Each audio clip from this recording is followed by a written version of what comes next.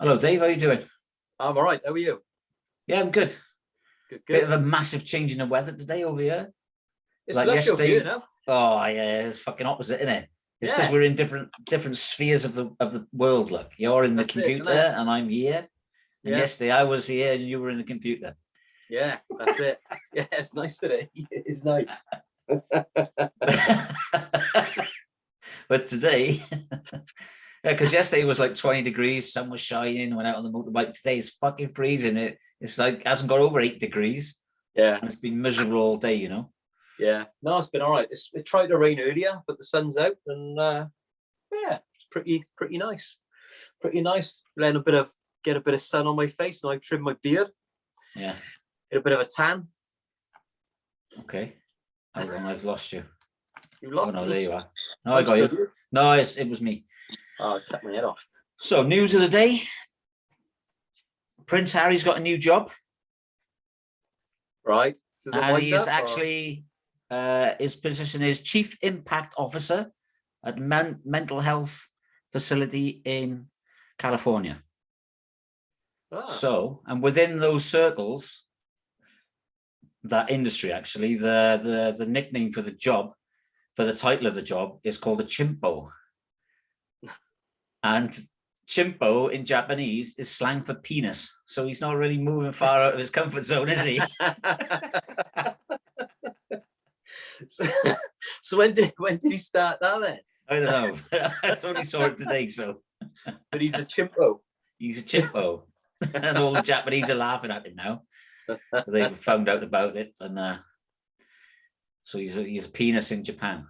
Oh dear. Oh dear. There's probably a penis in England as well, but well, he is to the royal family, isn't he? Yeah. I'm glad he's working. That's tidy. Good for him. Yeah, I don't know. Pay for his own security, you know him. I don't know if he's got any, has he? I don't know. It's all a bit mental and weird and crazy, isn't it? So, yeah. I mean, if he was anybody else, he'd have to pay for his own security.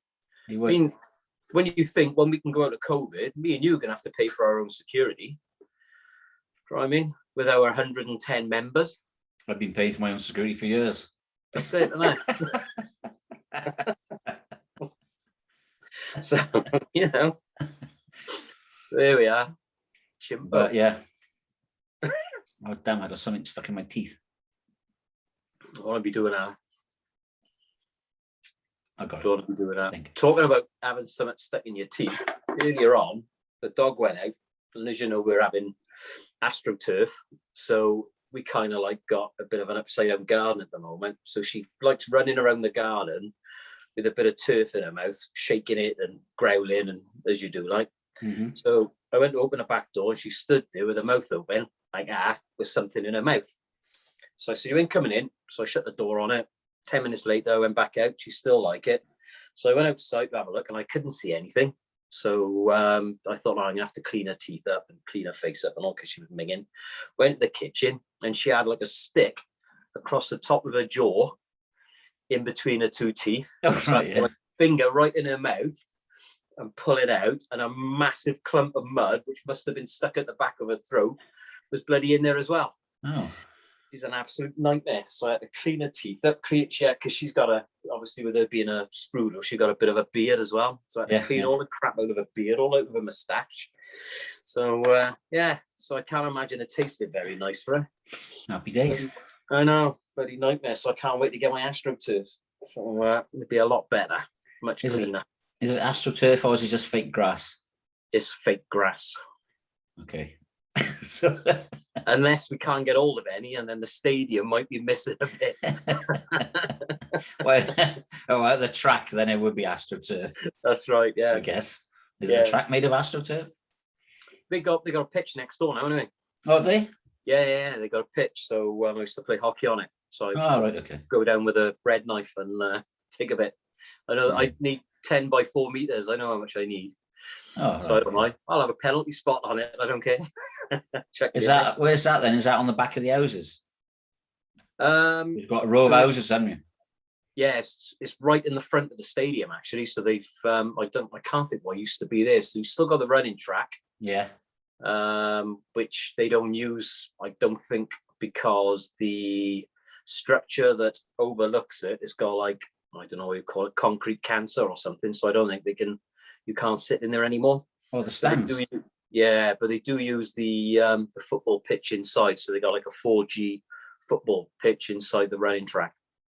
Oh, right, okay. Because I watched Wales play their donkeys years ago.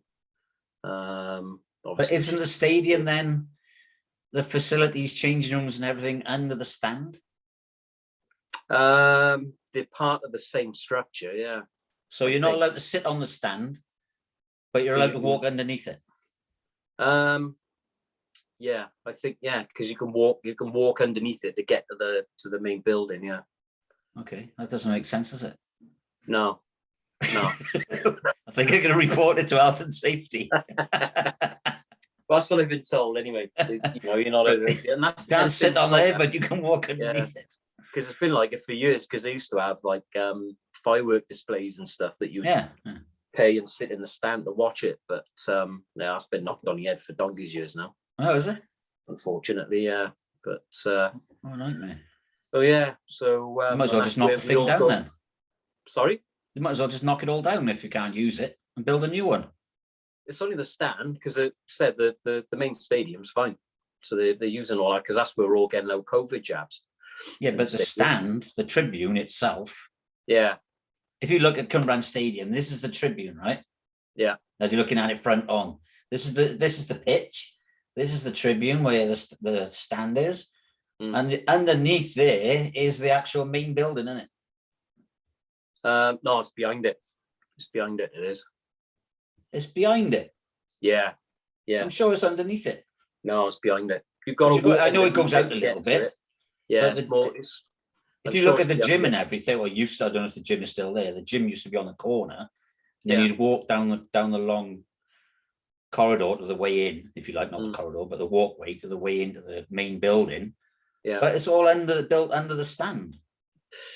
I thought it was a bit further back, to be honest. I don't think maybe it is though. Yeah, maybe. Well, it's not going to be directly the stand, but a lot of the stand is going to be over the top of it. Yeah. Yeah, I just know they don't use it, and they haven't been able to use it for a while. Oh. But I don't think they get many, with it being a 4G pitch now, you're not going to get proper football teams playing in now, you're like National League or anything. 4G? Why don't they upgrade it to 5G then? I don't know. I think they're a bit worried about what's they still on iPhone 1. They must be afraid of COVID. That's right. I don't know what's a 4G pitch. It's one up from a 3G, but it's got it's longer, and they got like little black rubber ball bearings in it. Okay. Which, because I've played on a 4G pitch, and you end up with them in your football boots. So I think it's all to do with like lubricating the surface and stuff. I'm not quite sure really, but they're only small. Not grass. No, it's a bit like AstroTurf. Oh right, okay. Oh, yeah, which I don't know whether you can use that in proper, like say proper league football. Yeah, league football. So like my nephews have played on it and stuff, because they played junior football. I mean, so they're all right on there.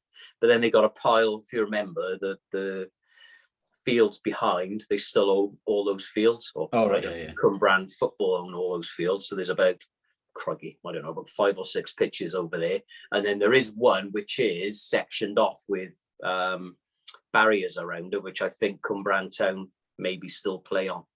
Okay, but I don't know. So okay. So there's plenty of grass over there for me to get my hands on anyway. And there used to be cricket pitches behind there as well, actually. We just sent me a mail. Oh, have you? Yeah. I've sent in the link. Okay. So yeah, we got Michael Armstrong coming on today, haven't we? Who's a singer-songwriter from London. Yeah.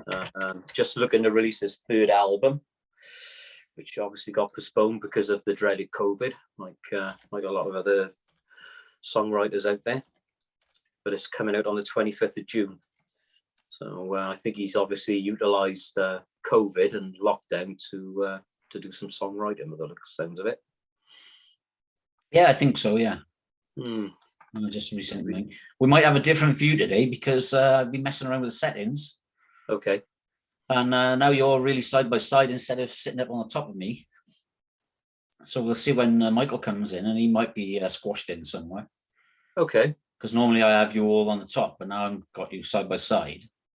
So I'm curious to see how it comes out on a recording. So yeah, if we can get all of us on at the same time, that'd be good.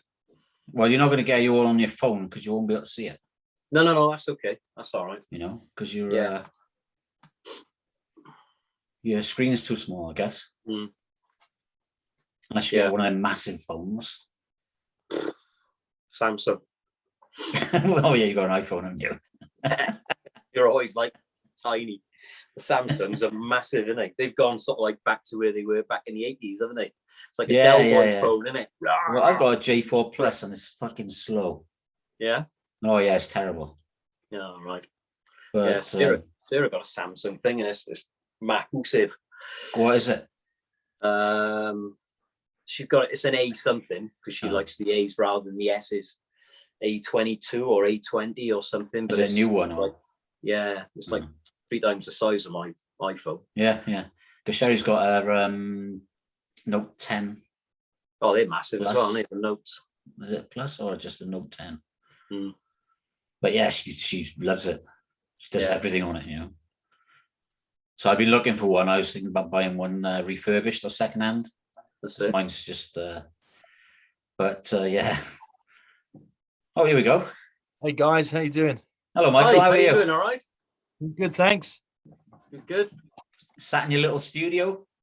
Sat in my little studio where I spend most of my life. Yeah. All right. Okay. So welcome to Just CHOPSING podcast. You're Terry. That's David, is it? I'm pointing at things here. I'm the one with a beard. Hello, mate. How you doing? Oh, we both got beards. Both got beards. Yeah. Well, he cut his today, so I'm Terry. I'm holding my hand I'm the up. one without one. There we go. I'm Terry, and excellent. The one without his hand up is David. So anyway, like I said, Michael, welcome to Just CHOPSING podcast. Nice to have you. Nice to meet you. Thank you for having me. Cheers. Yeah, good. So, you want to get into it, Dave? Yeah, if you want to. Yeah, should we go back right to the beginning where it all started? So, when you were a baby, read a bit of a bio on you and said that you started music when you were 11. You started guitar. Yeah, I think I loved music from a really early age, and I think probably when I was about 9 or something like that, they started doing guitar lessons at school, like classical guitar lessons. But when you're that age, your fingers are really tiny, and the classical guitar in particular has got a really wide neck and nylon strings, really tough things. It's strange the way they do that with children. So it kind of put me off, and I took up the drums instead. My parents were perhaps foolish enough to buy me a drum kit, and but I became pretty good. I guess I was probably about 10 or 11 then when I started playing the drums, and I became pretty good at playing the drums. But I wanted to write. I always wanted to write songs. That was what music was about for me. I wanted to express myself through songs, and you can't really write songs on the drums. They all sound a bit similar. There's no melody. It's just rhythm. Yeah. And so my parents bought me an electric guitar, and that was much easier. By then my fingers were a bit bigger, and I had some lessons and bought some books, Beatles books mainly. They're the easy ones to learn from. And the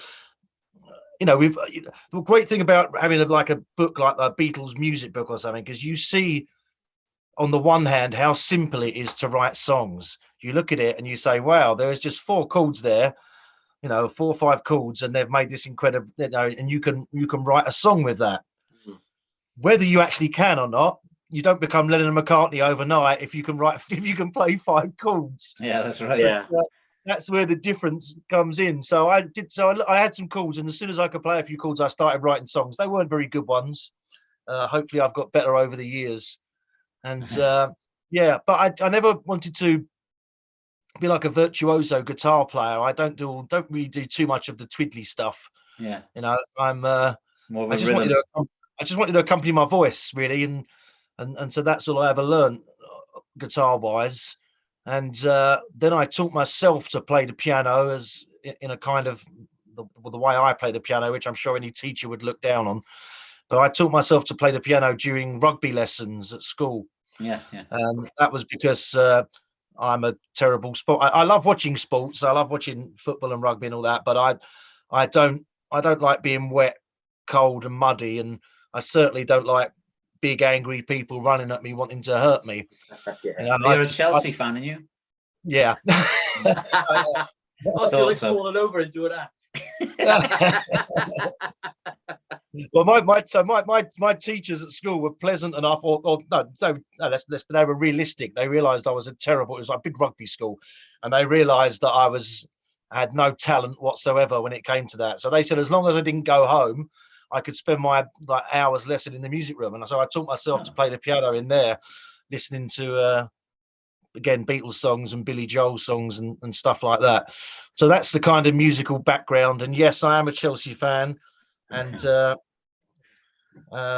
it's going pretty well at the moment. Yeah, David's Arsenal playing tonight, so yeah, they are doing all right. You're lucky you were in England then, because I was obviously brought up in Wales and I was useless at rugby, but I still had to play. So it didn't matter how bad, how good you were, you still had to play rugby. Yeah. So I think my school was a bit like that as well, but I was that bad that So what were your main musical influences then? There was like the Beatles and... Yeah, I mean, the Beatles were long split up by the time I was even born, let alone got into music. But my parents had an interesting record collection, a lot of 70s kind of stuff. My dad was really into Led Zeppelin. I never, I like Led Zeppelin, but I never really got into him as heavy as he was. But bands like Steely Dan and ELO and Supertramp and the Eagles and Fleetwood Mac, those kind of great 70s bands, a lot of that West Coast kind of vibe, that's the music that I grew up on, I guess, and that I still listen to now. And I think that my music reflects that, because I write music that I want to listen to, and they're the bands that I like to listen to. I think being a child of the 80s, Michael Jackson was the be all and end all, and Thriller came out, and then the following albums, and I saw Michael Jackson at Wembley a couple of times. Awesome. And so he was, he was an amazing talent, and there's some really embarrassing home videos of me trying to dance like him. And I may be a musician, but I am not a dancer at all. And I hope they never see the light of day. Yeah. David kept his teeth on Michael Jackson as well. So, massive Michael Jackson fan. Massive. He was. I remember the first time I've seen him.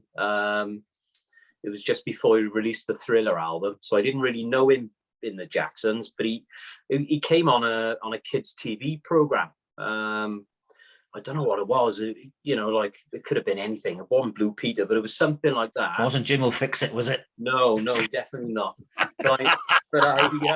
I remember watching him, and he was all done up in all his Thriller gear and stuff, and I just thought, oh man, this guy is awesome, and I was kind of like hooked then from that point.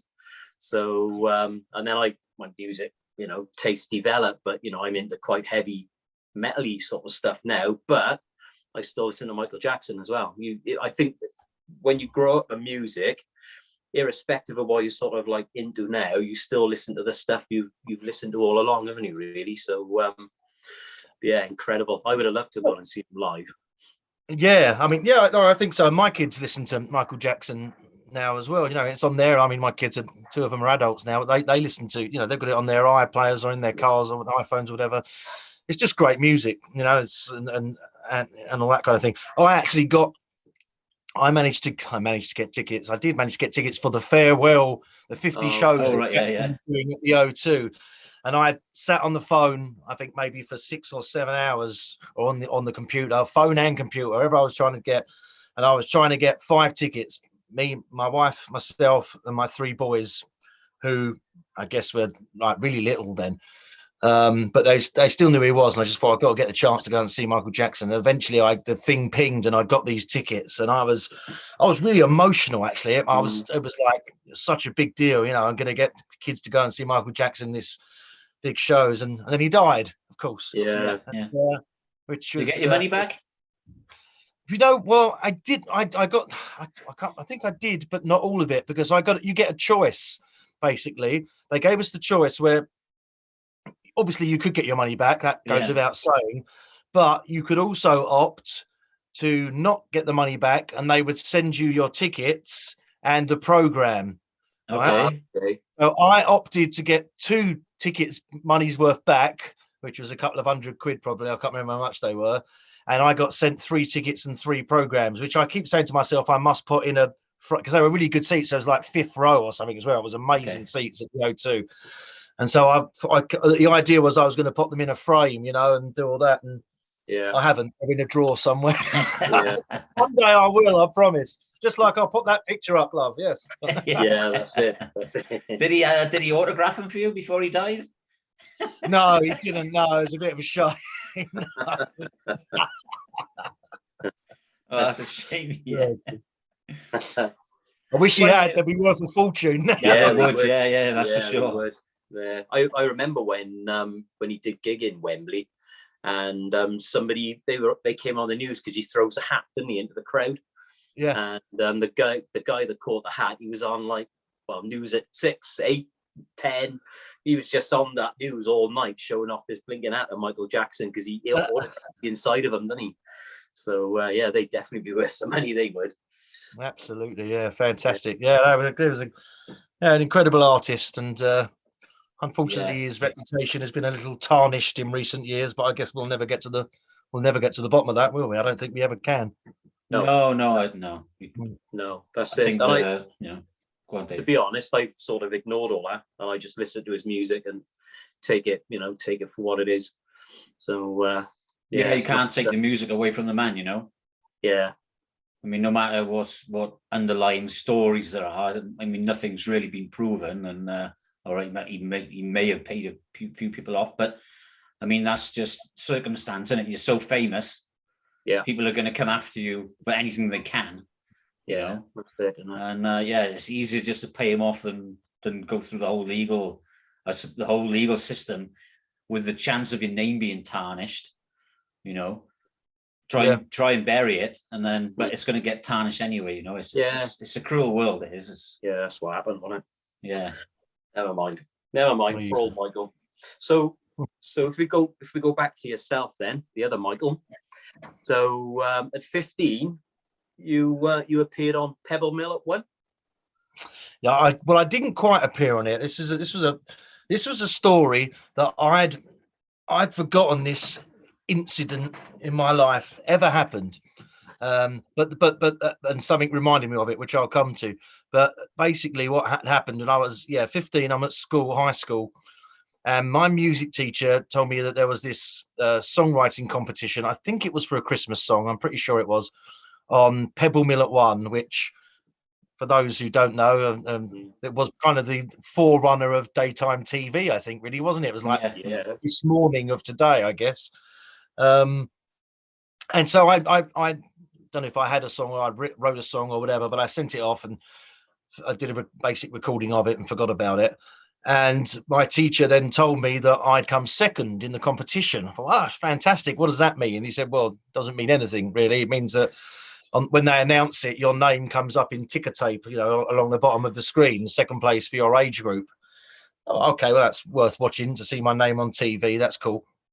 And turned out this guy from Manchester won. Didn't mean anything, didn't know anything of him. That was that.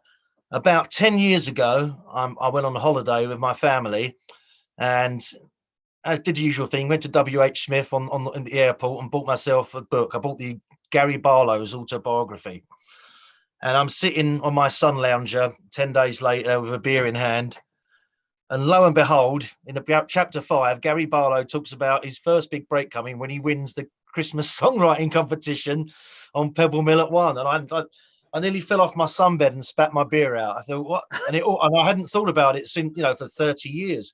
And it all came back to me, and I thought, that happened. This really happened. And so I looked up, checked the dates, and sure enough, he was the guy from Manchester that beat me. Yeah. So he did quite well for himself as well in the end. Yeah, he did. But 30 years ago, that's when coming second meant you were a loser. Yeah. Not like today, where everybody gets a medal. Oh yeah. Yeah, you're right. Yeah, no, I was very much. Yeah, there was nothing for second place. No. There was it was. That's mad, isn't it? But do you remember the song? Do you remember the song you wrote? I can't. Not off the top of my head. If I really thought about it, I might be able to remember something about it. I got the odd bit. I don't think. I'm pretty sure it wasn't very good. Well, it came second. It came second, yeah. Well, it came second. Probably beat the other three. The other three that ended. So. Yeah, it's only me and Gary. Oh dear. So you started your band then when you were 18?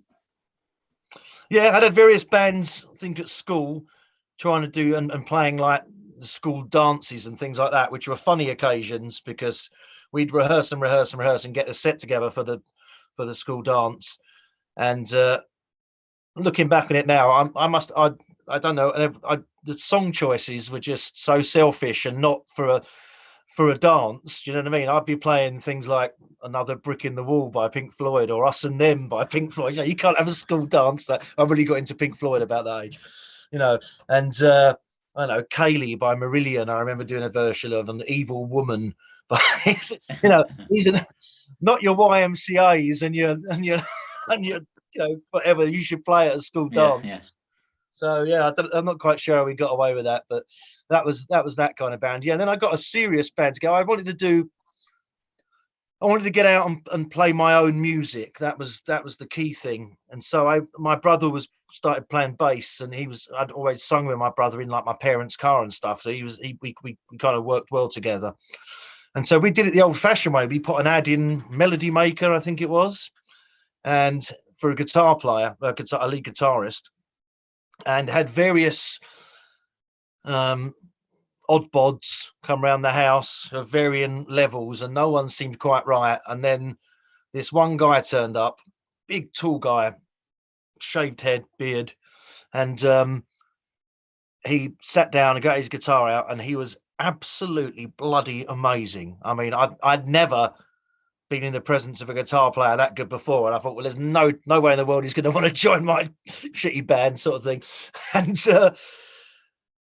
we played some songs. He went away, and we called him up and said, you know, we'd love you to join the band. Wait for him, and he said, oh, I absolutely loved your stuff. Yeah, I'm so glad you asked me. I wasn't sure I played well enough to get in the band. If you're like, what? Are you kidding? You know what I mean, your dog could have played, and I'd have let him in. You know, and that guy was Matt Fryer, and Matt's been on. He's played for Bonnie Tyler for the last 20 years. He's her lively guitar player, and I know Bonnie, and I actually got back together with Matt, the guitar player who played on my first album, having myself met Bonnie and done some work with Bonnie. So it was a weird circular thing, and Matt, when he joined the band, we went through various drummers, and then he got a guy he knew called Alex Toff. Again, fantastic drummer. And to round the circle off, Alex is now also Bonnie Tyler's drummer.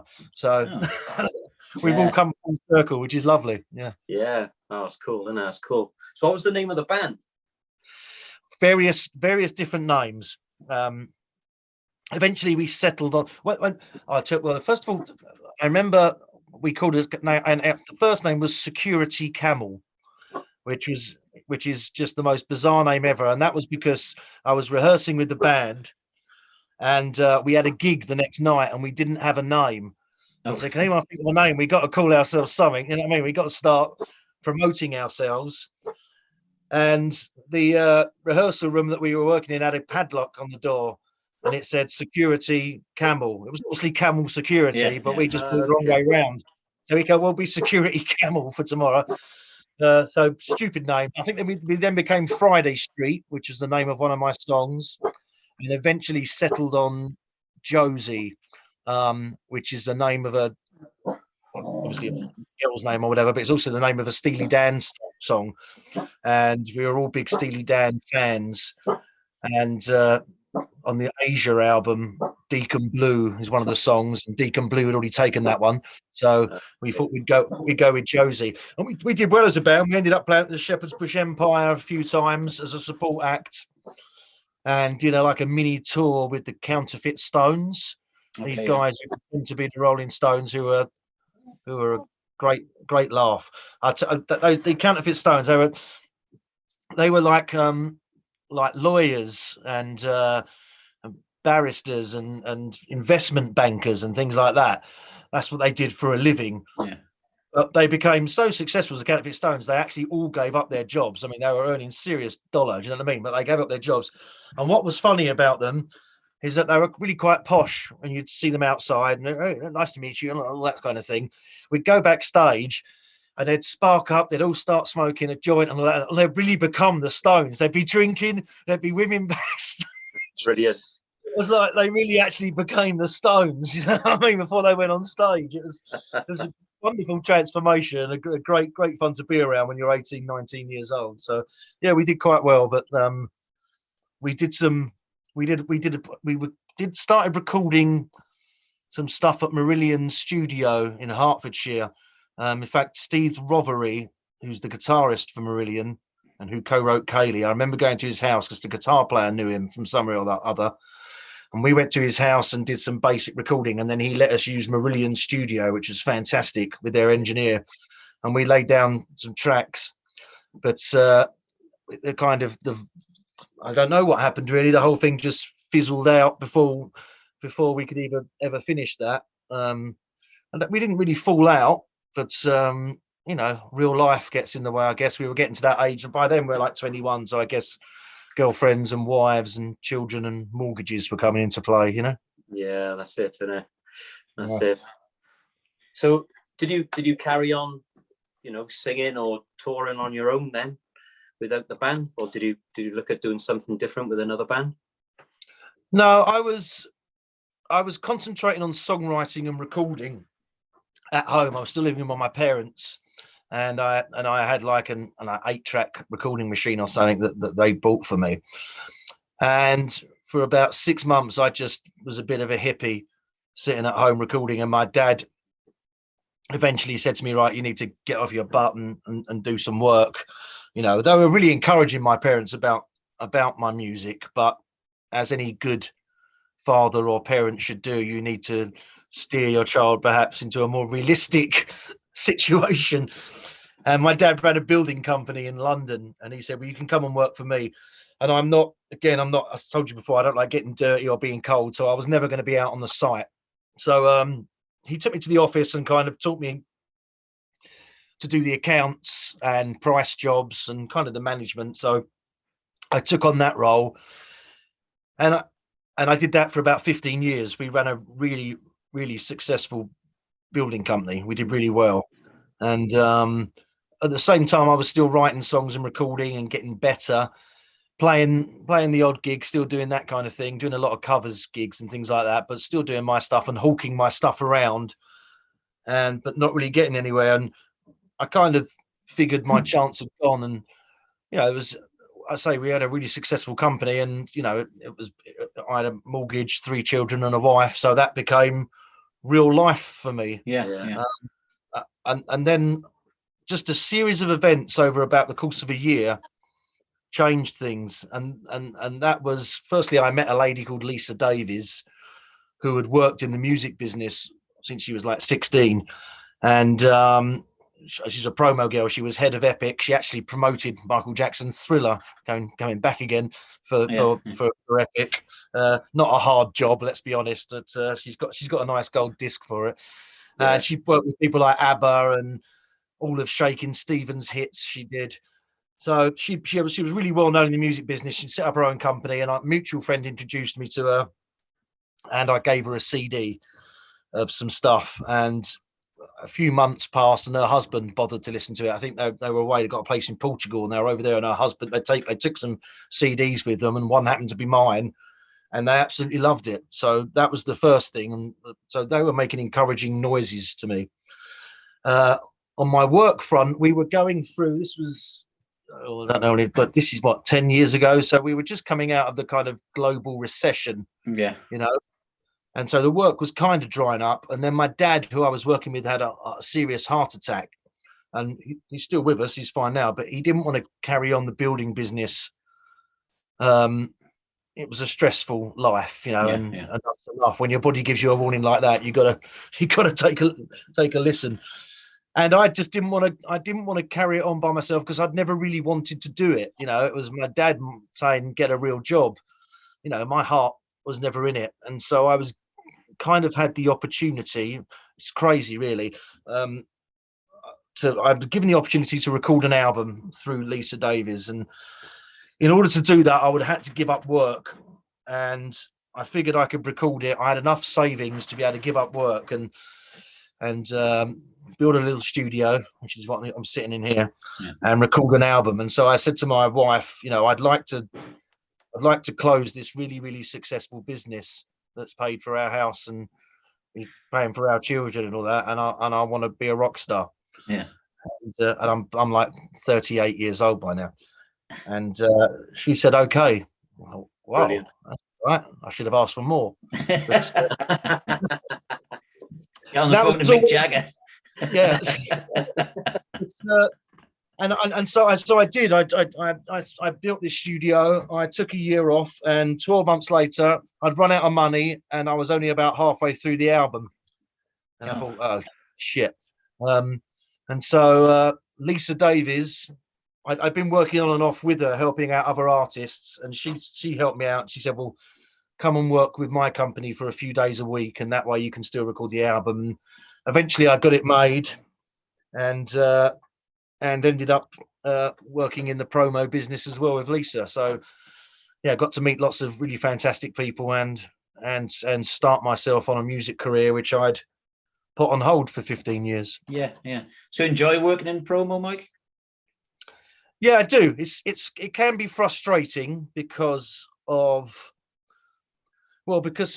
particularly because of radio stations nowadays, and I'm talking national stations, that the kind of artists we promote should be on like Radio 2, which is still, you know, Europe's biggest station, but their playlists are so limited now. Okay. You know the DJs don't get to choose what they play anymore. You know, it's so that you lose the character. Yeah, you get those kind of 60s, 70s DJs who became kind of celebrities themselves. You know, you listened to those DJs because of the music they played and because you knew they'd bring you something decent, something that you liked. Whereas now these guys are just being told what to play. It's from a playlist, and the playlist, they're adding 4 or 5 songs a week and aiming for a much younger audience, unfortunately. So someone like Radio 2, who should be looking at heritage acts, so they're going more towards Radio 1. In fact,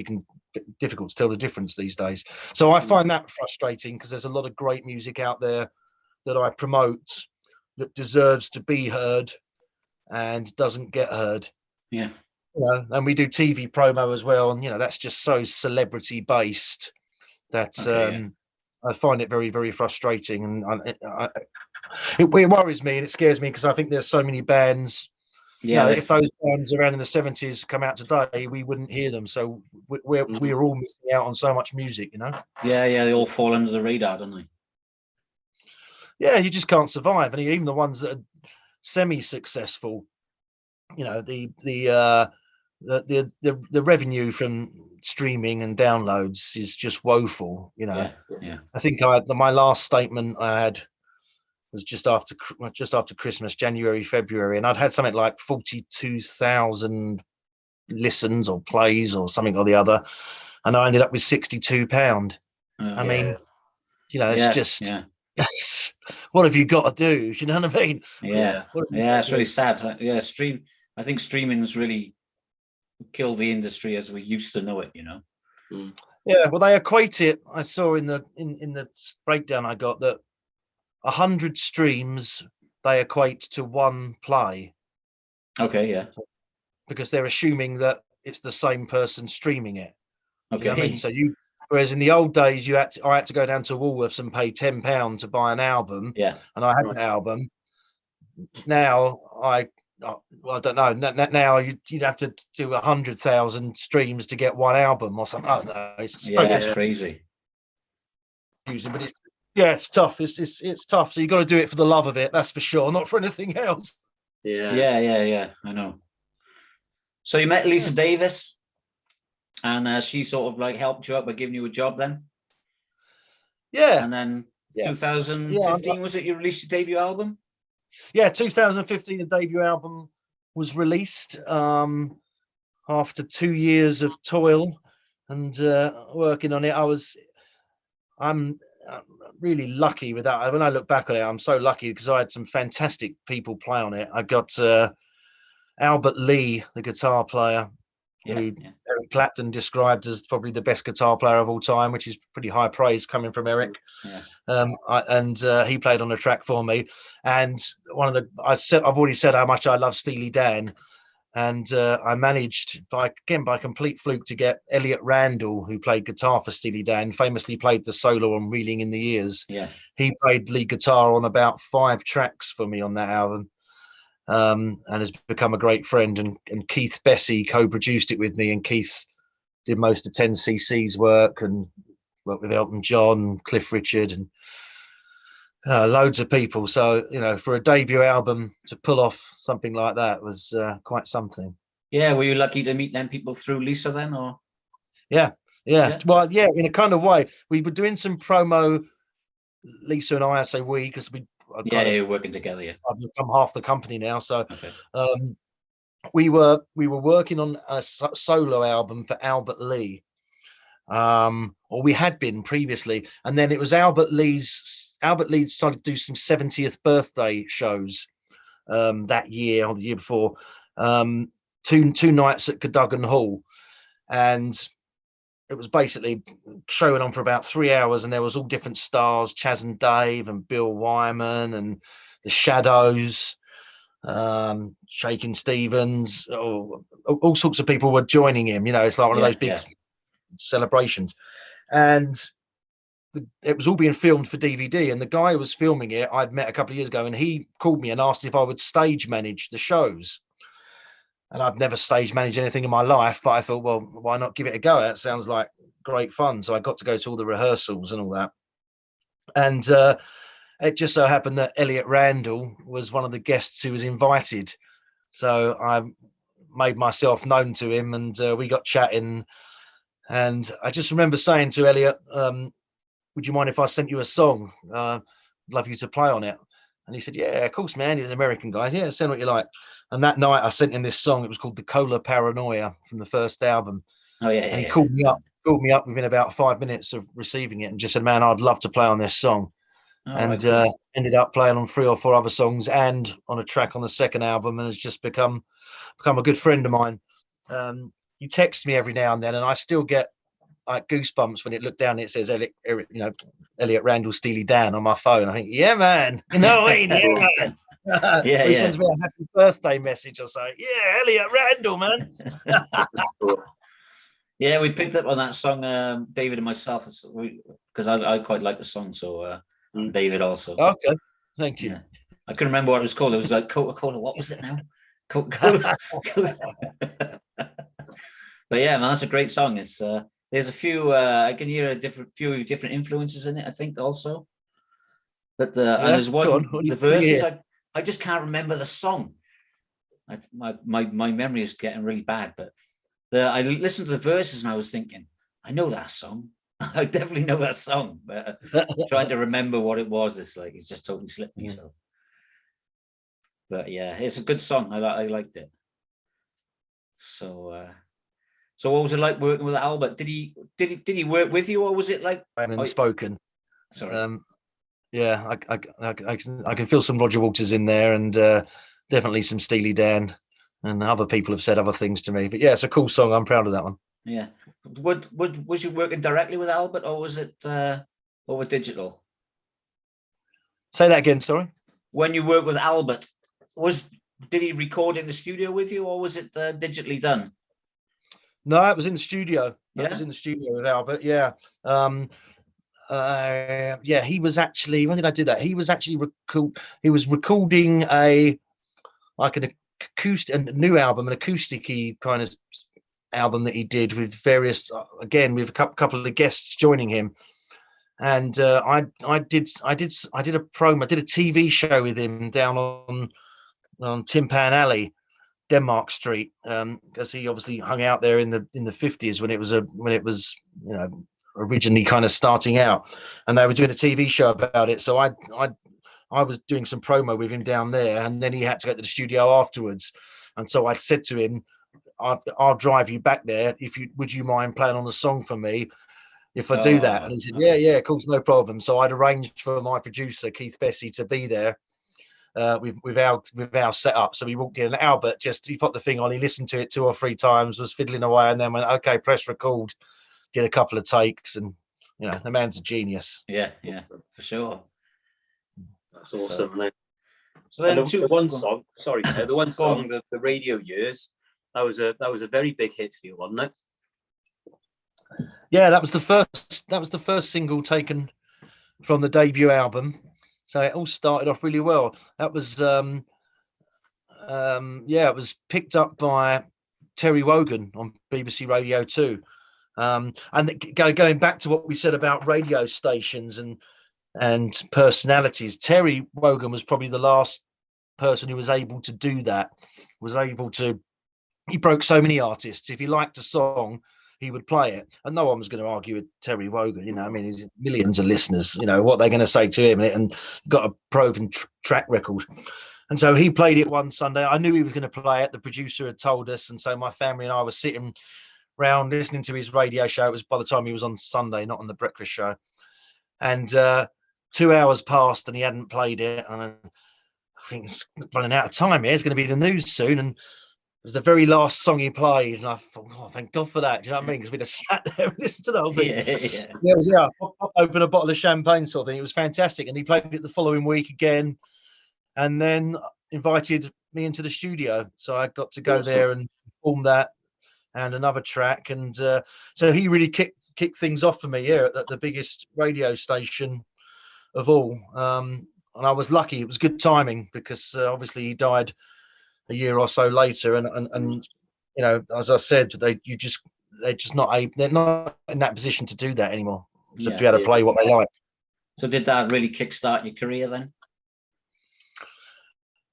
I mean it was the whole kind of that really helped, of course, because then the regional radio station started playing it, and him playing it helped me get on TV. I did Lorraine on ITV. Okay. Sky News and things like that. And I mean, off the back of that, I got to go on a major tour. My first tour, I went out with Leo Sayer, which was about 34 dates in a 45-day period. Okay. It was the maddest. Whoever organised that tour was mad. We call it the Star of David tour because it was Scotland to Southampton to Manchester to Winchester. Like, what the hell? Do you know what I mean?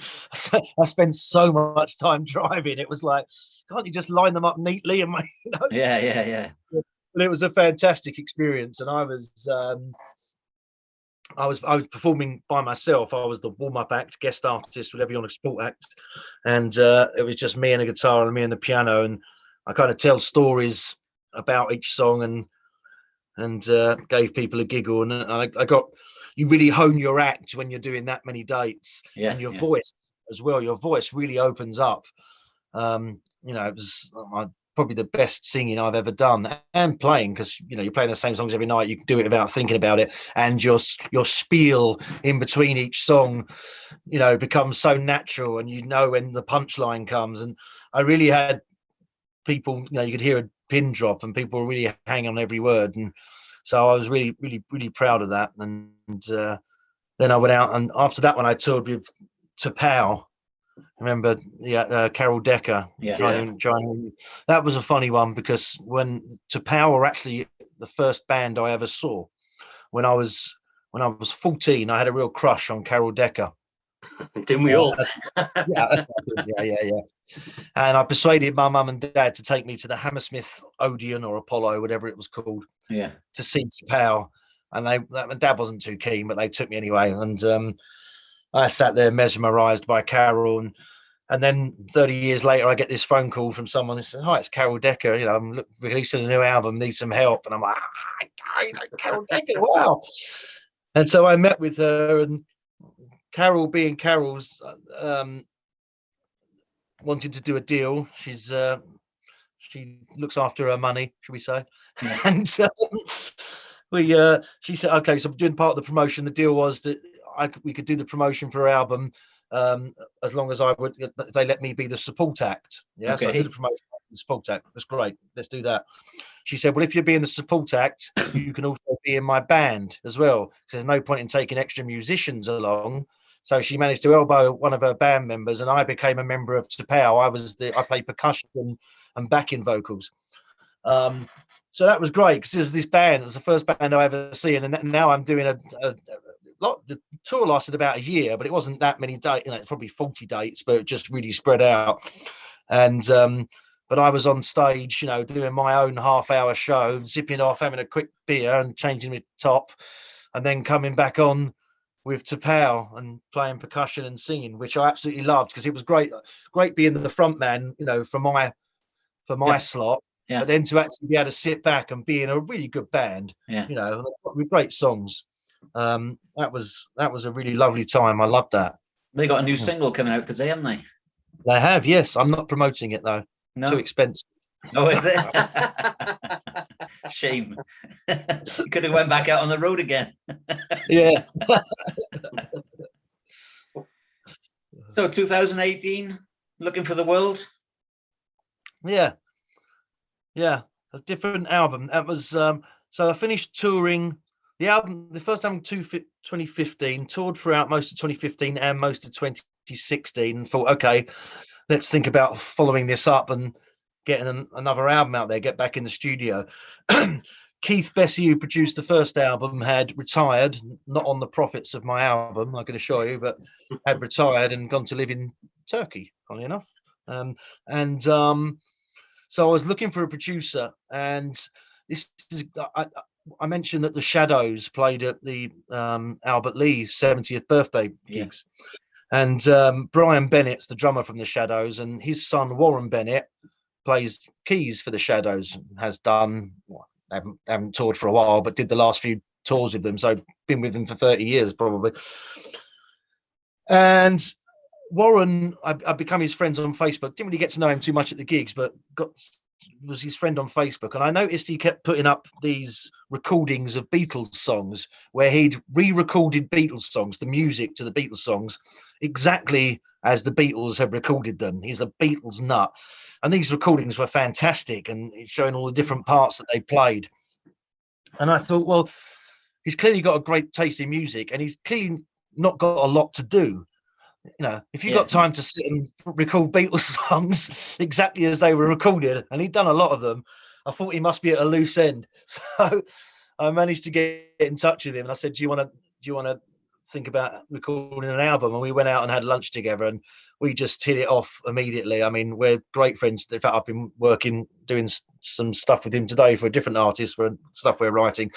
But, you know, talk about two peas in a pod, sense of humor, love of music, just everything about us. We're just like long lost brothers. And so he agreed to produce the album, and I said to him, the only thing that the first album took me 2 years, the only thing I really want to do is get this wrapped up in about 6 or 9 months. You know, we got the songs, I'm riding on a wave, you know, from the last album. Let's get this done. Yeah, no problem, he says. 2.5 years later, we finally finished the thing. So maybe not quite that long, but 18 months later, it took us a long time. And Warren ended up co-writing a lot of the songs on the album. Some of them we started from scratch. Others he took my songs and he said, well, how do we make this song a better song? And so he'd expand parts. So he got writing credits for that, and played a lot of the instruments and and the production is amazing. So I almost consider that the album's called Looking for the World. It came out in November 2018. And although it has my name on the front, I do kind of consider it a Warren Bennett and Michael Armstrong album, because it was very much a collaboration. And I think I said in the liner notes on that one, music has never been so much fun to make. And the reason it took us so long to make it is because we spent most of our time in fits of giggles.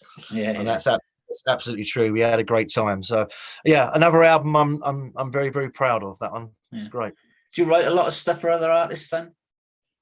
No, I'd like to. I mean, I anyone's welcome to come and record my songs. Please do.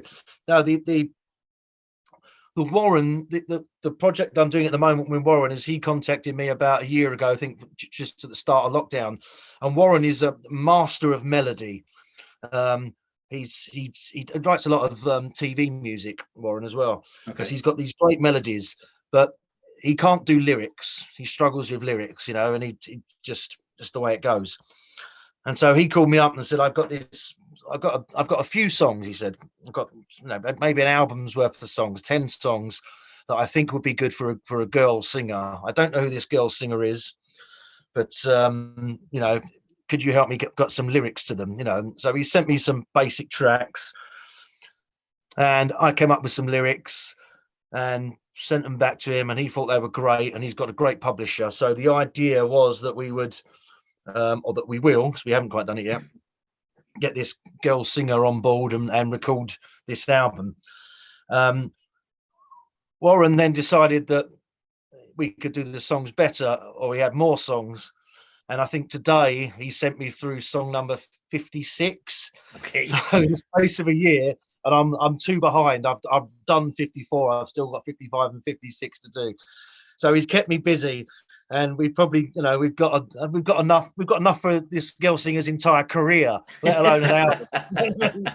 You can record 10 albums from the music we've got, but it's been great fun to do, and it's really different to the music that I write, because I mean my songs tend to be like something like the Cola Paranoia, which you've listened to and enjoyed. That would not be an easy song to cover. It's not an I love you, you love me song. Far from it. It's a drug song actually, and it's kind of tongue in cheek, and it's got my humor in there, and it's sung in a certain way. It would be difficult to someone to cover that and make any sense. And a lot of my songs are like that. They're story songs, and I like to be clever lyrically, mainly because I don't like getting bored on stage. I like to be excited about what the next line is coming, rather than just not thinking about it. But these songs, Warren said to me, I don't want Michael Armstrong lyrics. These have got to be, think that someone else has got to sing these songs. Yeah. So listen, so it is a bit more, you stole my heart, tore me apart, come back one day, I love you, I say, something like that. Do you know what I mean? Yeah. I know what you mean, a bit better than that, but well, it all rhymes, doesn't it? Really, really great songs. We've done some really great stuff. I'm really proud of it. Cool, man. That's really good. Got anything, Dave? Yeah, so with the second album, man, you taught that in America. Is that right? Not quite. I didn't tour it in America. The idea was to,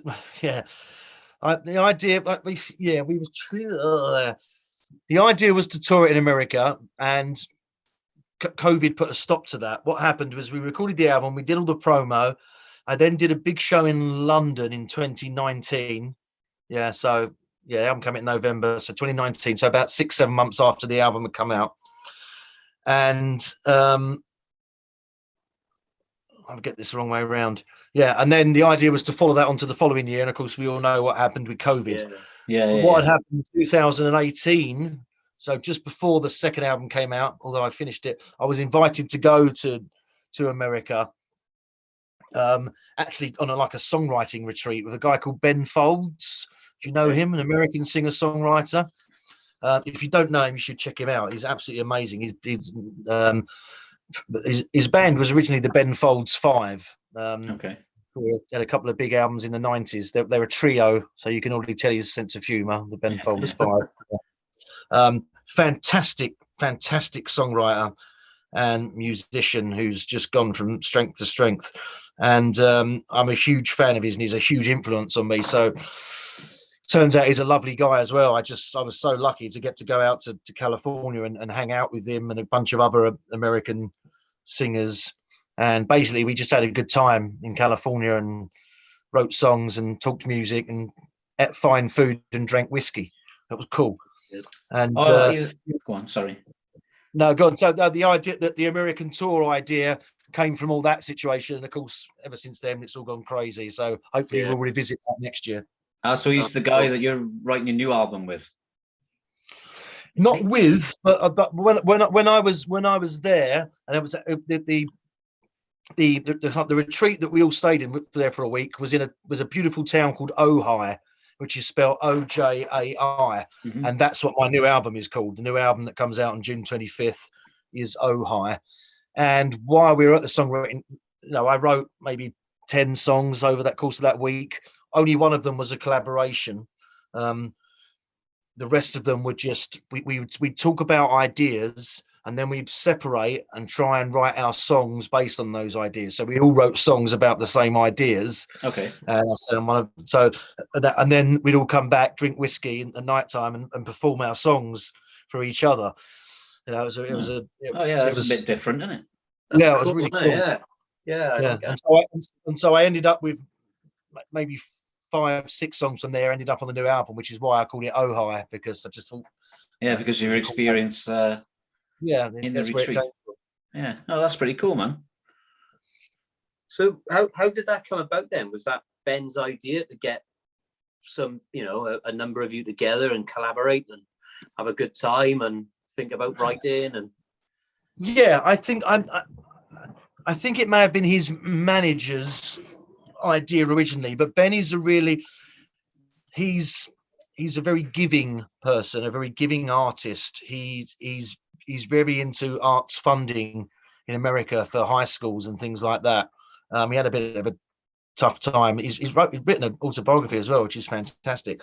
He's a real character, and he actually had to tell his manager to tell him to stop putting on so many tours, because he only wants a tour for a certain amount of time each year, because the rest of it he wants to dedicate to arts funding and visiting schools and etc. So part of this was I think it was his idea to speak with other musicians and get this collaboration idea going, and the idea was to build on it in following years and get younger kids in. I mean, Ben's maybe 2 years older than me, so what am I, 47 now? So yeah, I think he's about 50. So when we were there, it was a couple of years ago, 3 years ago, 2018, there were some younger people there. I say younger, they're in their 20s and 30s. I call them kids, but you do that, don't you, when you get to our age? I felt like the elder statesman, so yeah, I almost ended up being like a tutor in some ways, as much as Ben was to them. But they were so talented, fantastic songwriters, and all different styles. I remember like one of the examples, right? We were having breakfast, and they said, "What are we going to do today?" And Ben said, "Well, we all must have pissed someone off, a girl or something in your life. Have you got any texts from someone who's really having a rage at you, or emails saying, you bastard, whatever, how could you do that to me? Or do you remember a memory of splitting up with a girlfriend and what she did and all that?" Yeah. He said, "Okay, write a song about that, but write it from her perspective, talking to you." Okay. Yeah. So you're like, oh, okay. So you basically got to call yourself an asshole. Do you know what I mean? Yeah. Like that. And so fortunately, I've got lots of those emails and texts on my phone. But they're not romantic ones. They can't be. The lyrics were written by all my ex-girlfriends. Yeah. So actually, that's one song didn't end up on the forthcoming album, just for some technical reasons. I couldn't quite get it right, but it will end up on a forthcoming album.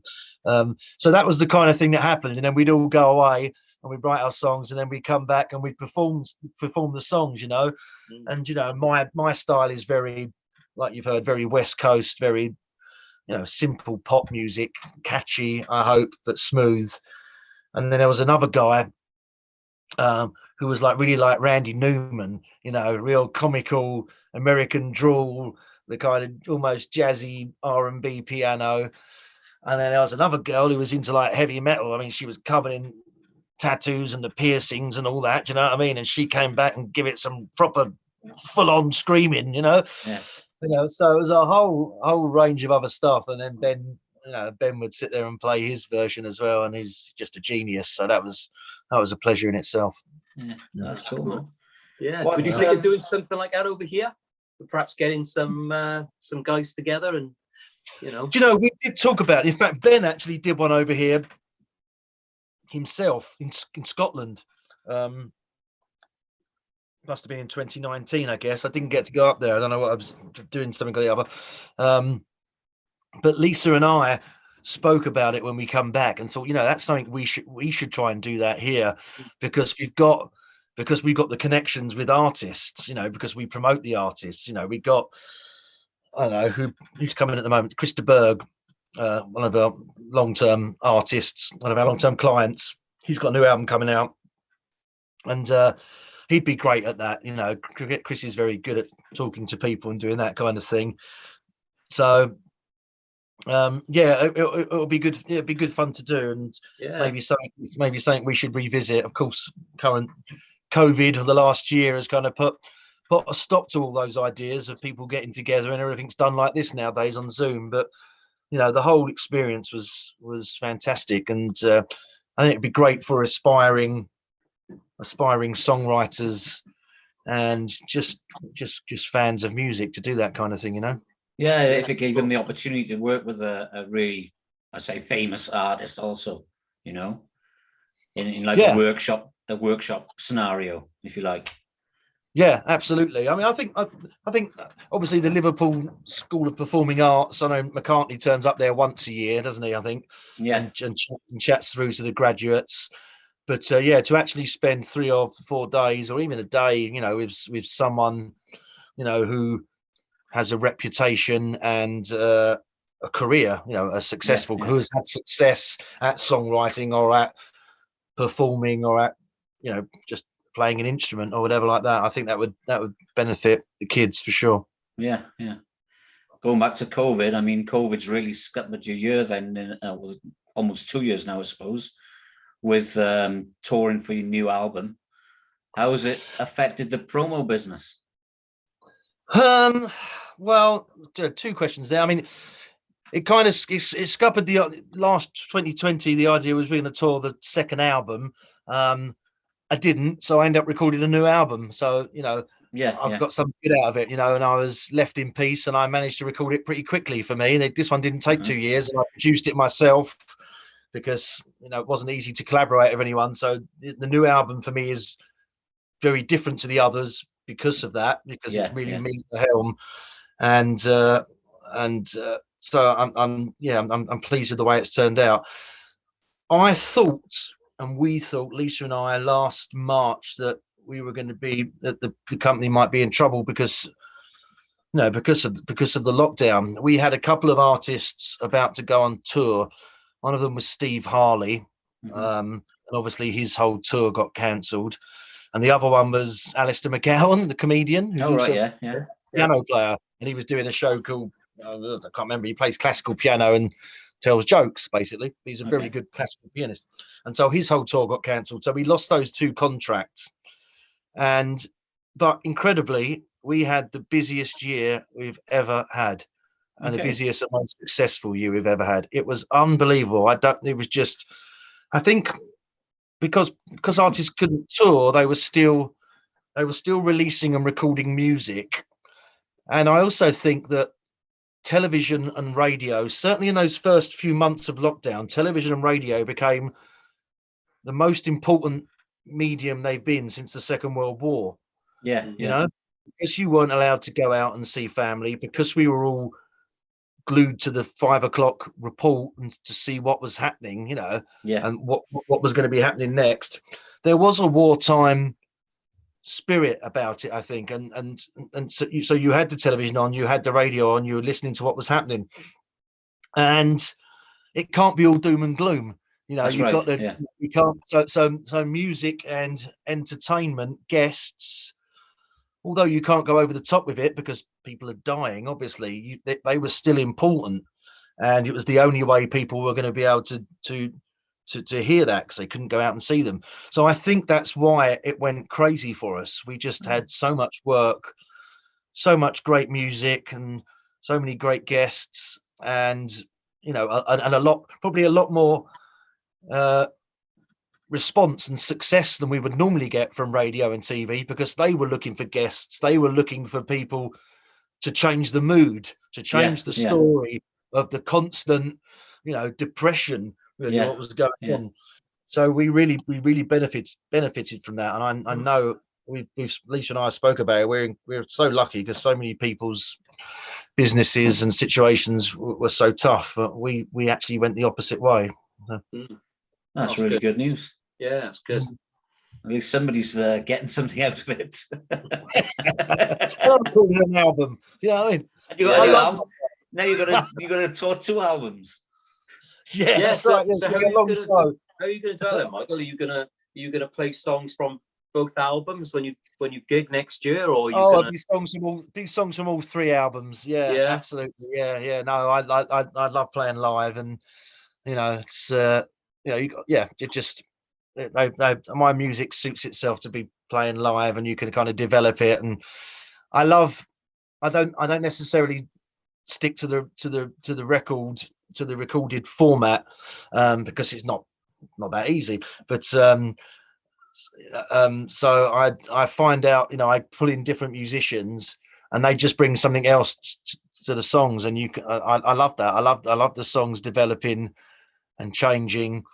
And you know, I'm not doing a Bob Dylan where they're completely unrecognizable or anything, you know what I mean? But people still know them. But we'll come up with new sections to them, or extended pieces, or just something a bit crazy. And you know, that's I think the fans like that too. Yeah, as long as you make it fun, isn't it? You know, that's the main thing. Yeah. As long as we can have a good time and get drunk afterwards, that's cool by me.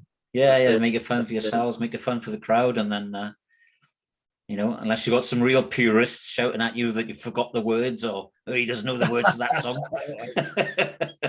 Yeah, I do. You have to mumble the ones you forget. So would you think of like releasing a live album then? It's not something I've ever thought of. No, I probably couldn't.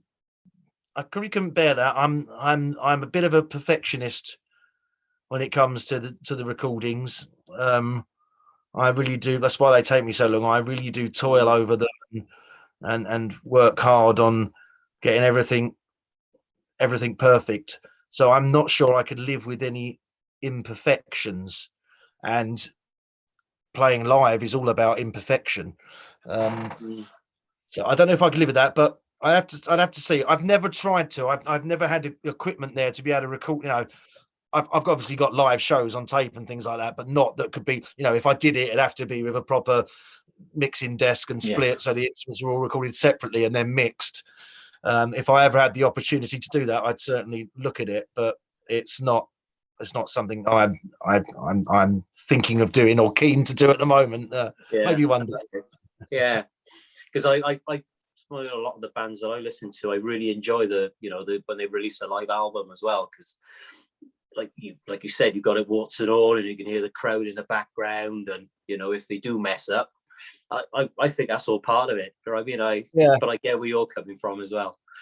So maybe as a fan. I mean, I agree with you. I love those. Got some great albums I love, but I just I don't think I'm not sure I could ever listen to it. That would be the problem. Mind you, I don't listen to my albums anyway. I spend so long making them, I'm sick of them by the time I've finished. Yeah, so I don't very rarely listen back to them. Yeah, I was going to say, you're not supposed to listen to them, are you? Maybe your wife and your kids can listen to them, but by the time you finish recording them, it's like, oh, they're sick of them as well. I mean, they are, because this recording studio is part of my house, and you know, they inevitably hear me singing the same line, trying to get it perfect, maybe 50 times, and the same song being mixed over and over and over and over again, and it's like, God's sake, that bloody song again, you know. So yeah. So your soundproofing's not very good then?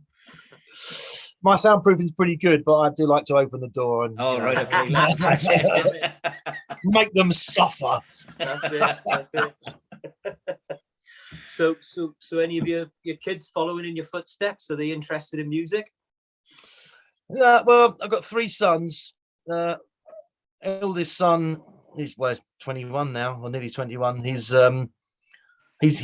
got through the being embarrassed of dad stage, but I don't think he likes listening to music, but he's not musical at all. He prefers his football and that kind of thing. Middle son Sam is the musical one. He's got a good voice, and he had piano lessons for a while. Played a bit of piano, and he's the kind of the show off, the outgoing one.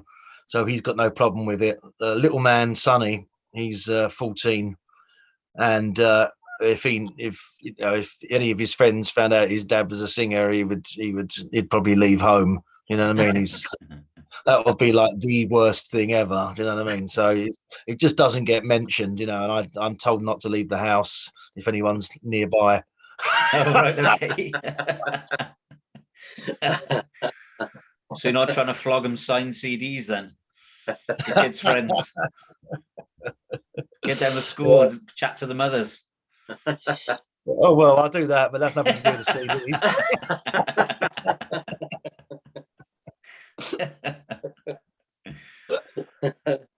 So your new album then? Like, you're gonna have to excuse me. Is it Oh Hi? Yeah, spelled OJAI. And again, that's if I had a record company or a marketing team behind me, they'd all be screaming at me saying, "How can you release an album that no one can pronounce?" Yeah. But I don't, so I can do what I like, so that's okay. That's it. Yeah, so it comes out on the 25th of June. Available to pre-order now already. And if you pre-order it, you immediately receive the first single, "Matters of Hearts," which has been picking up some really good airplay and had a great reaction over the last few weeks. So yeah, couldn't be happier. It's gone really well so far. Oh, that's brilliant. Cool. Has that been released already then? The single's been released. Yeah, the single was it's released. I mean, it was made available on something like the 5th of March or something. That was the first day you could pre-order the album, and the idea was you pre-order the album and you automatically get that single. Oh, okay. So in effect, the single was released then, although the kind of release or impact date they use for radio is actually Friday the 30th of April. So that's today. Also, you're in direct competition with Tapao today then? Yeah. No, tomorrow. Sorry, not today. Tomorrow. Must be. Tomorrow, yeah. Tomorrow, yeah. Oh, I bet Carol will be phoning you up.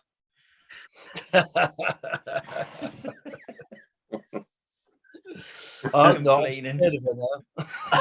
She'll be complaining. How could you do this to me, Michael? Releasing a CD on the same day as me.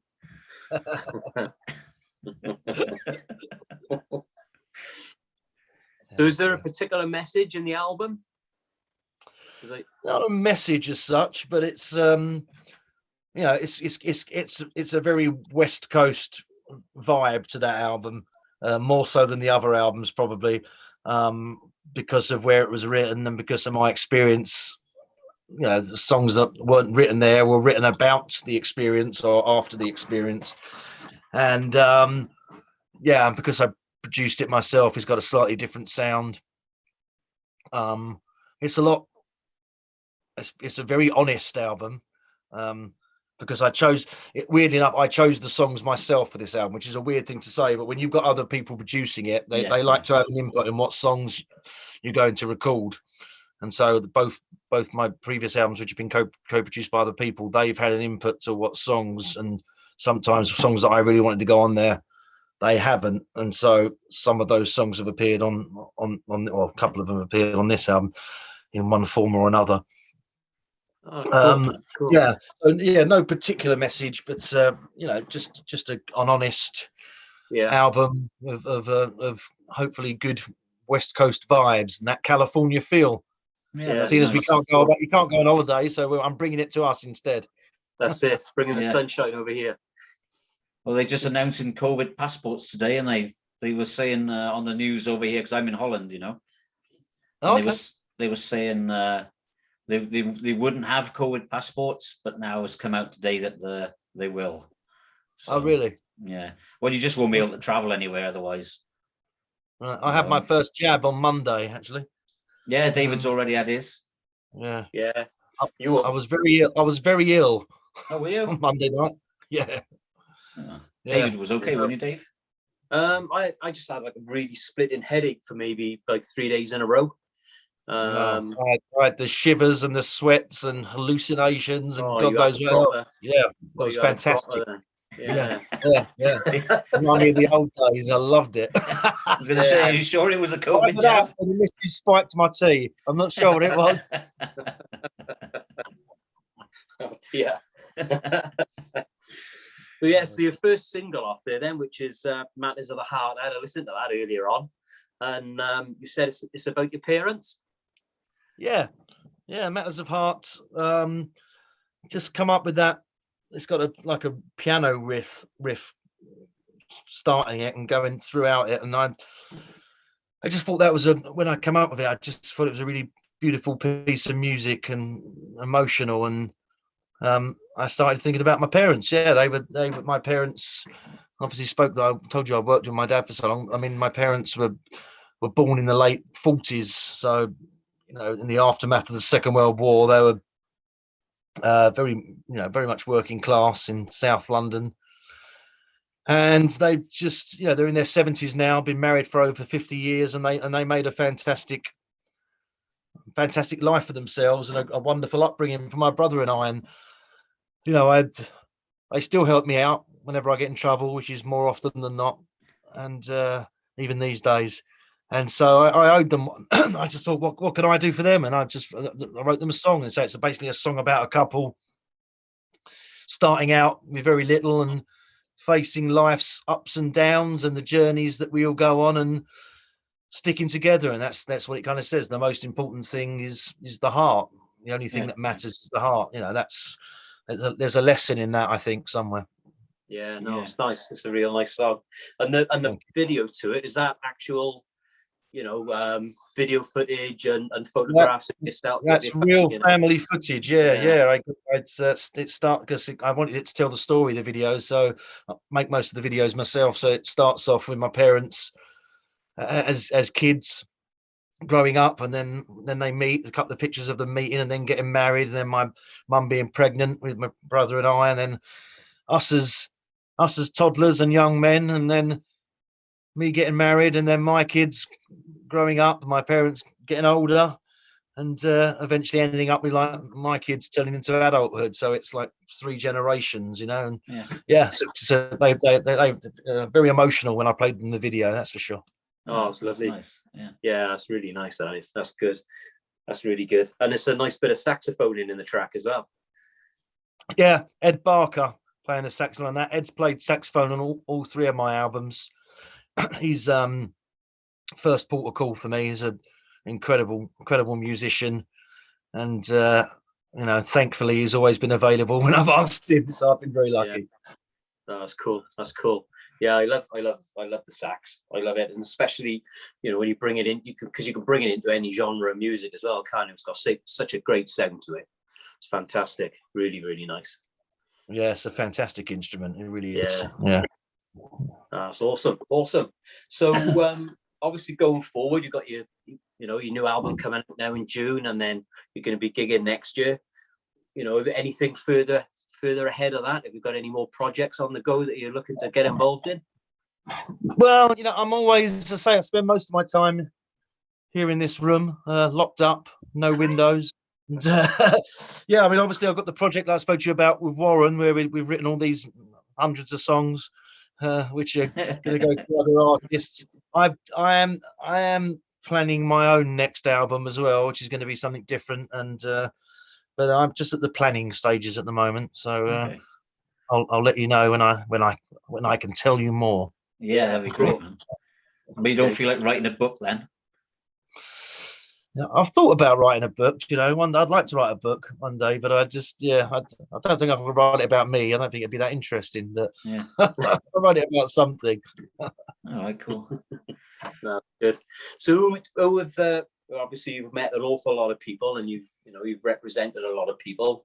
Who would you love to collaborate with? Oh, who would I love to collaborate with? Well, I mean, that's such a difficult question because the list would just go on and on. I'd love to collaborate with everyone. I mean, if you said to me if there's one person who you haven't met who you'd like to meet, it'd be Bob Dylan. Bob's almost impossible to meet, isn't he? I mean, he just doesn't do anything. He's Bob. Yeah. But to meet or to do anything with Bob would be incredible. That would be just mad. He's the best, no doubt about it. Yeah, I mean, Roger Waters from Pink Floyd, another big hero of mine. So I've met Nick Mason, the drummer, on quite a few occasions, but never managed to meet Roger. So maybe that one will come one day. More realistic than Bob Dylan, I think. Yeah, maybe. If you ever do track him down, I don't know. We know whose manager is now, Bob Dylan. But I really want to get him on the podcast before he dies. Because I love Bob Dylan. I mean, by the time I was 15, I had like 27, 28 Bob Dylan albums. Yeah. I'm talking about live albums. Live at Budokan was a great album. Yeah. So yeah, that's a great one. Yeah. So I'd love to meet him as well. Yeah, his recent albums have been fantastic as well. That's what amazes me. He's the guy's he made brilliant albums, as we know, in the 60s and then again in the 70s, 80s, bit dodgy. But in this 21st century, he's come out with stuff that's as good as anything he's ever done before, which is quite incredible. And he's just sold all his back catalogue, hasn't he? Yeah, that's right. Yeah. So got a tidy sum for that, didn't you? Yeah. I don't know how much it was, but I think it was reports it was about 300 million or something. $400 million it was. Yeah. That's crazy amount of money. That'll get you a nice. You could get you a nice night out in the pub, wouldn't it? Yeah, you better start writing some more songs. Gee whiz, 400 million. Yeah, because I seen a really good question on Facebook earlier on, and it was, if you could select members of your band, who would they be? So, obviously for you said, Bob Dylan and Roger Waters, who would you have as the band around you? So if you select a lead guitarist and a drummer. God, dear me. It's a good question, isn't it? It's a really good question. Good question. Yeah, you can only have one as well. You can only have one in there. Do you know what I mean? Yeah. I mean, I'd probably have someone like Steve Gadd on drums. I'd just go for like these ultimate super duper muso session musicians, Steve Gadd on drums and Jaco Pastorius on bass, and Chick Corea on keys or something, and I don't know, David You'd have to have Albert Lee on guitar. Huh? You'd have to have Albert Lee on guitar. Yeah, but Albert would be on guitar. Yeah, absolutely. Yeah, I don't. Yes, so you could just go on forever with that question because I start thinking about, well, what would they sound like together? Well, that guy would work well with him. Do you know what I mean? And I won't be able to sleep tonight. Now you've asked me that. I say, don't put too much thought into it. Just pulling a super group out of thin air, Yeah. Jeez. So, all right then, mate. Well, it's been nice to meet you. Give us the socials. So you've got Facebook and Twitter. Yeah, I've got all those. Yeah, the website is probably the best place, which is michaelarmstrongmusic.co.uk. Okay. And Facebook, Michael Armstrong Music, Instagram, Michael Armstrong Music. They're all pretty similar, something like that along those lines. So check them out. Yeah. Okay. We'll have to add you ourselves, and then I'll have a look at you. Well, I've already had a look at your website, but I'll have a look at your website again, and I'll follow the links and add you on our Twitter, and we'll post everything out through the socials. Great. Yeah, do that, and we'll hook up. Fantastic. Yeah, that's great. Where's the best place to order a CD from as well? Because, you know, a hard copy, solid CD rather than digital download. The new album at the moment, the forthcoming album, Oh Hi, it's available to order on CD from my website. It should appear on Amazon in the next couple of weeks.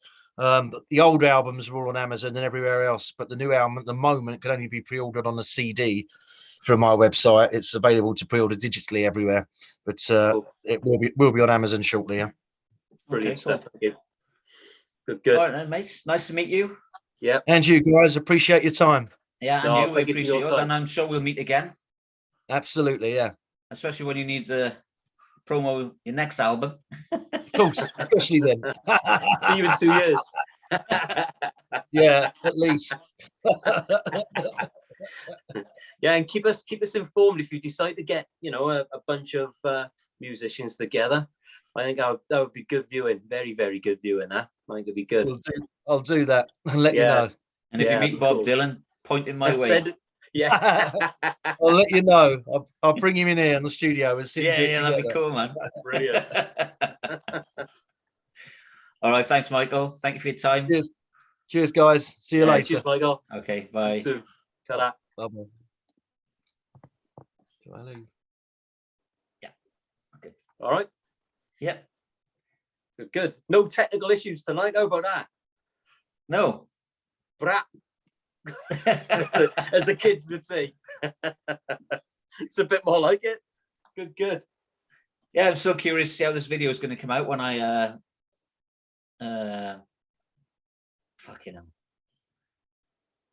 render it. Yeah. But hopefully it'll come out like it's come out on my screen today.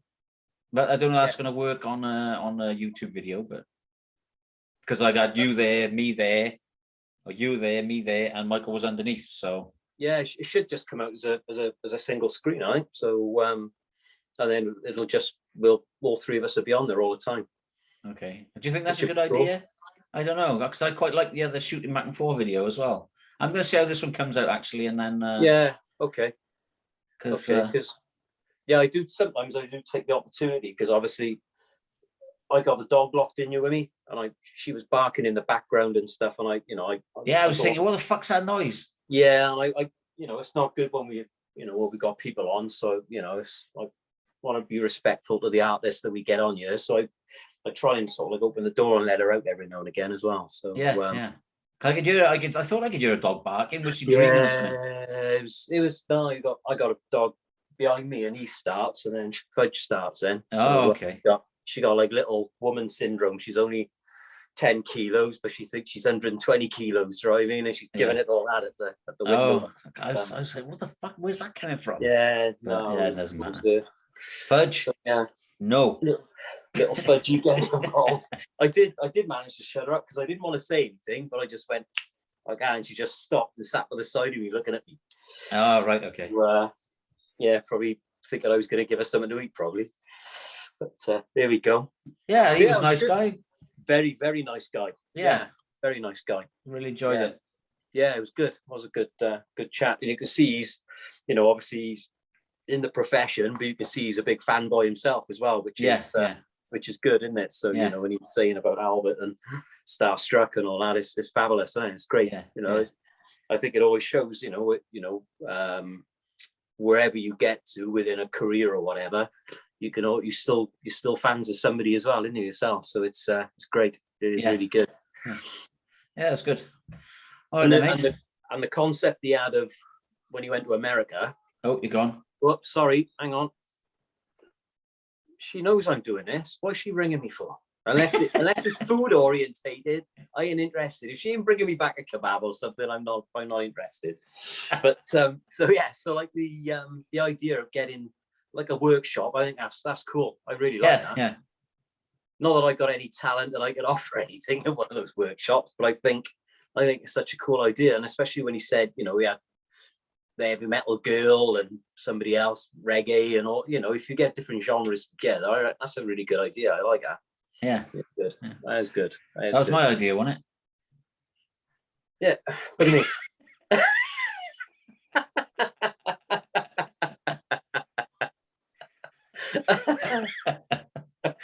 wasn't my idea. I thought I just talked him into it, but it doesn't matter. Yeah, that was good. That was really good. Yeah, I enjoyed that tonight. Really good. All right. Well, I'm gonna call it quits. Okie dokie. And I will say goodbye to everybody. Yeah. Don't forget to follow us on our socials. Just CHOPSING everywhere. And check out Michael Armstrong on his website, michaelarmstrongmusic.com, I guess. But we'll put the links up. Yeah, we will. Yeah, just for sure. And definitely. We'll put some links up to some videos. Yes. Okie dokie. Hang on.